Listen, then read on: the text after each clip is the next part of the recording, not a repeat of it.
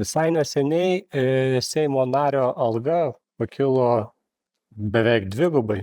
Tai kur dėsite tokius didelius pinigus?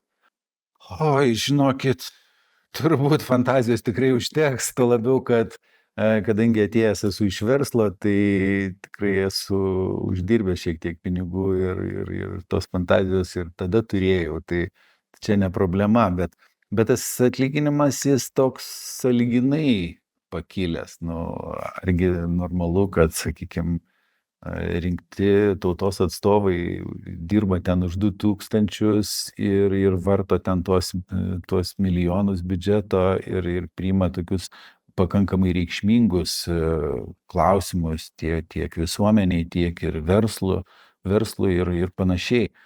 Tai tuo labiau, kad, atsiprašau, vertinant tai, kad infliacija vis tiek yra ir žinom, kaip kyla kainos, tai aš manau, kad po metų, po 2 tas atlyginimas vėlgi taps jisai toks ant ribos.